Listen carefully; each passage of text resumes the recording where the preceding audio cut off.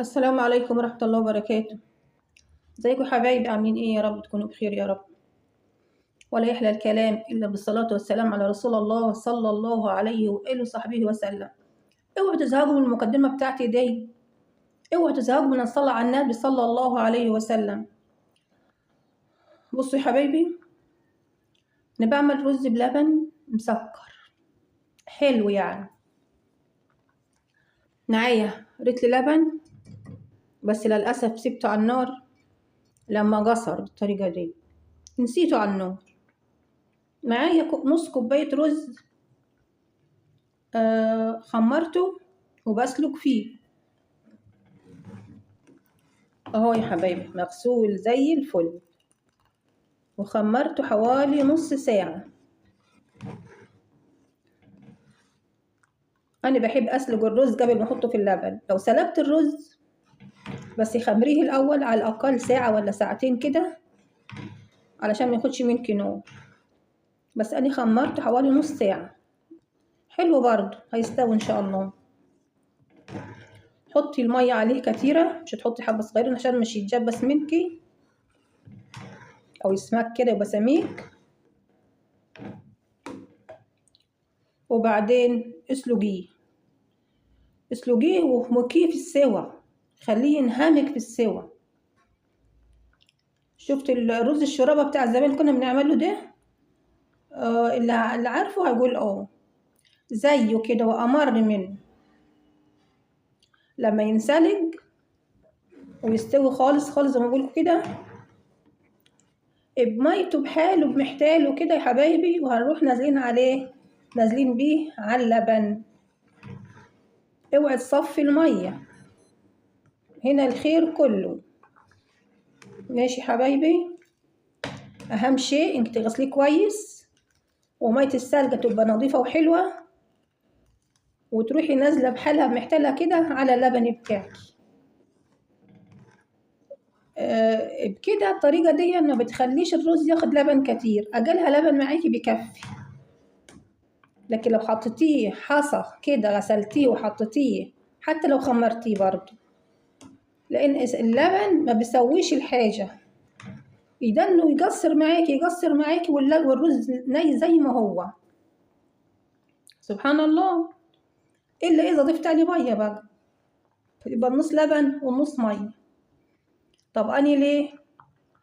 أنا هحط على حبة الرز بتوعي كوبايتين مية، أو زي ما أعمل بقى، أنت حرة، عايزة تضعفي لأن الكمية ضعفي. أنا عاملة لتر لبن ونص كوباية رز ونص كوباية سكر برضه، ما غلطتش.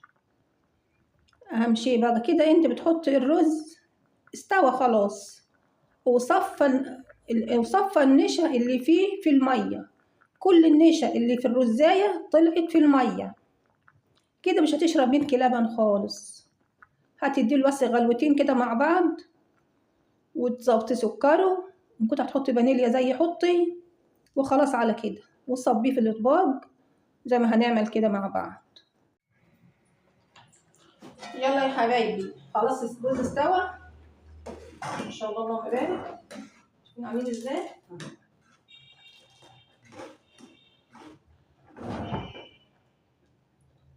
بسم الله الرحمن الرحيم. يلا هننزل بالرز على اللبن. بسم الله، الله اكبر، بسم الله الله اكبر، بسم الله.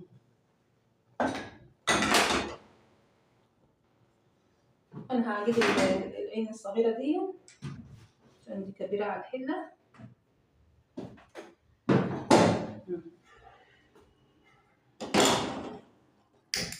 اهي،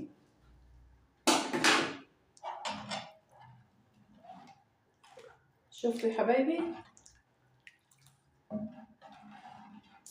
يا سلام بقى لو اللبن لبن جمسي او جاموسي على حسب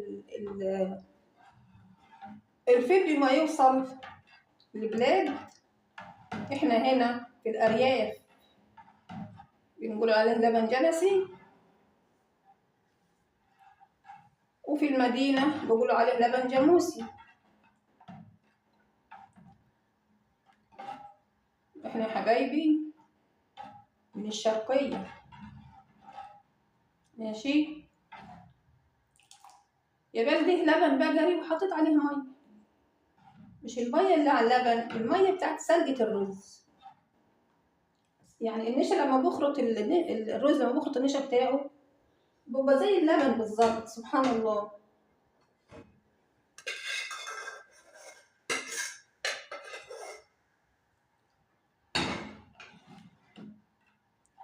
انا حطيت السكر، السكر حسب الرغبة،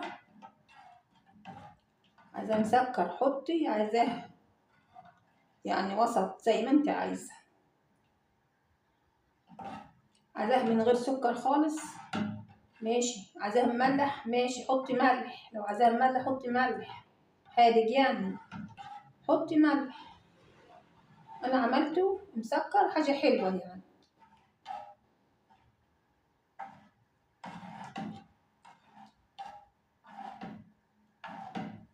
يا باشا اغلي يلا. هجيب حبة فانيليا.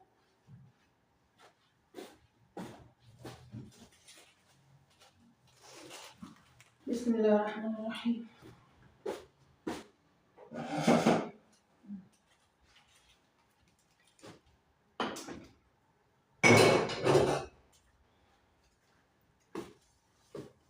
اصلا 3 جرام او 2 جرام حتى، او جرام شوية صغننين مش مكملين.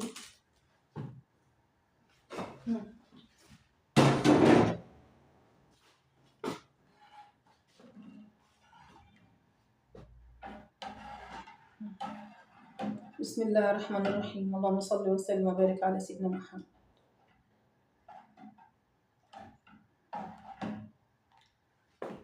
انا حطيت الفانيليا، حتى السكر كده تمام. هسيبه بقى يغلي مع بعضه وارجع لكم تاني. ورجعنا يا حبايبي تاني. شايفين الرز عامل ازاي قدام حضراتكم؟ ولا نشا ولا اي حاجه غير اللبن والرز والسكر. ماشي يا حبايبي.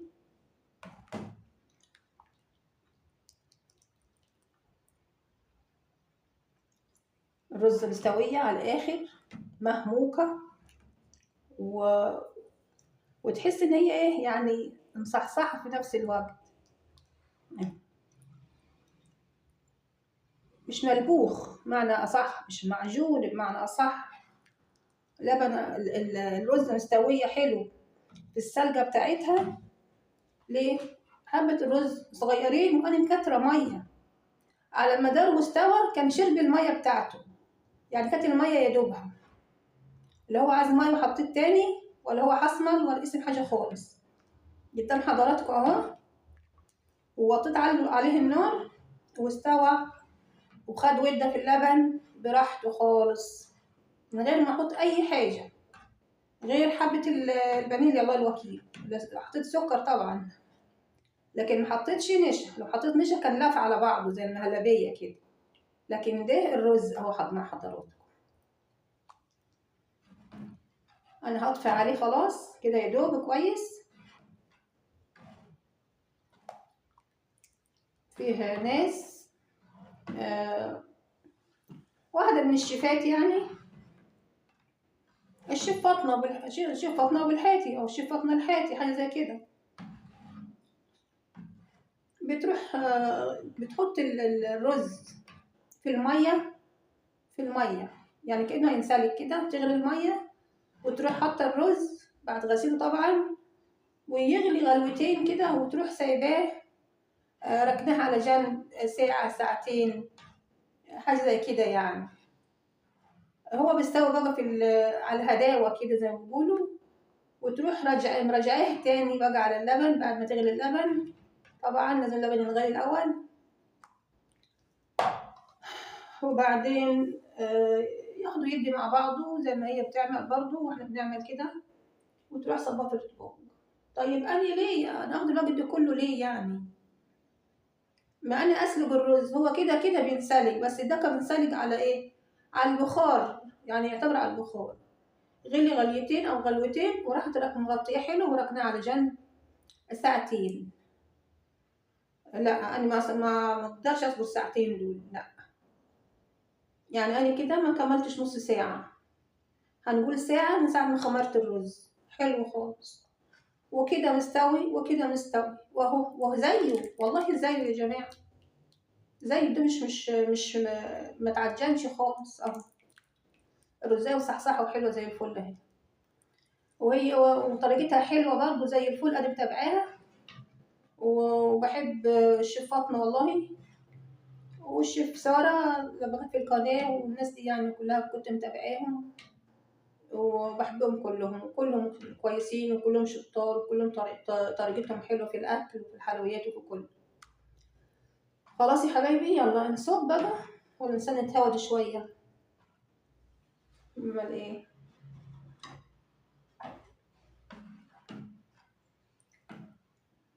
أسهل حاجة، الصعب فيه إن أنت تحط الرز ني في اللبن، والصعب فيه أكتر إن أنت تسلق الرز على شوية مية صغيرين، هيروح متعجن منك ويحصمل كده ومستويش، سبحان الله. فكل حاجة يا حبايبي، يعني مثلا نص كوباية رز هتحط عليها حوالي 3 كوبايات مية، هيبقوا حلوين زي ما أنا عملت كده. أنا ما عبرتش، بس أنا طبعا أنا عارفة يعني قيمة الحاجة، طبعا إحنا خبرة في المطبخ يا جماعة والله، الحمد لله والشكر لله. أنا بس بعمل كده، بطلع منه السخونية أو السخونة علشان بس أحط في الأطباق. بسم الله الرحمن الرحيم، بسم الله. أهو يا حبايبي،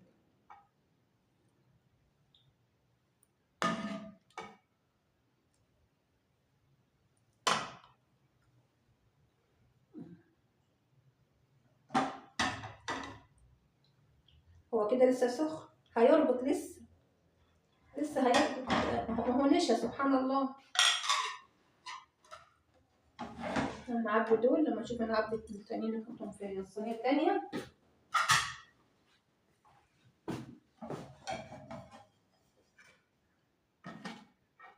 شوية بشوية كده عشان مش نبهدل الدنيا ونبهدل الطبق اللي احنا بنحط فيه ده، نحرفه نظيفة، مش عاملة الكبش على الآخر.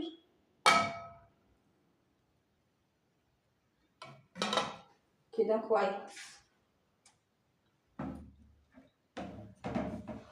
حضراتكم أنا كده على البوتاجاز أصلا يا حبايبي، لسه همشور أهو. نشوف كمية دي تاخد واحد كمان.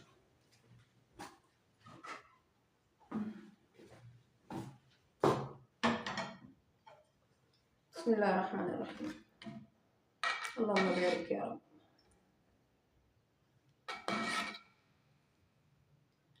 حاجات سهلة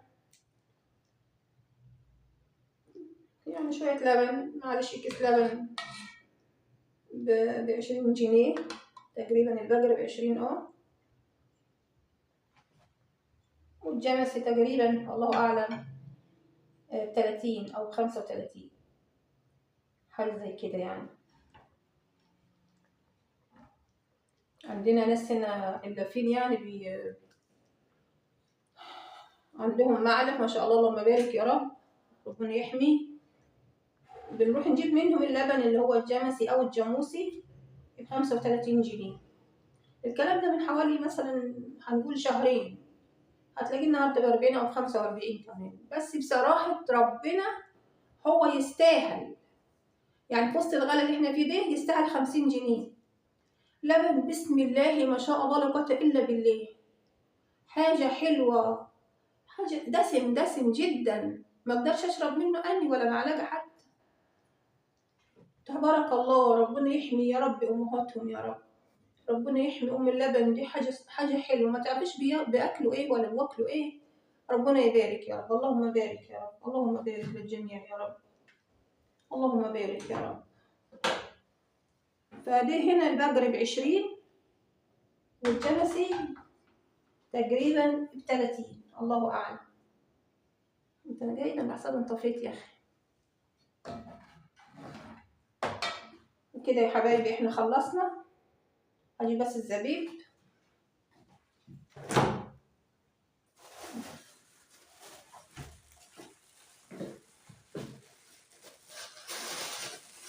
طبعا انتوا عارفين يا حبايبي الزبيب ده انا عاملاه في البيت، الفيديو على القناه. بسم الله.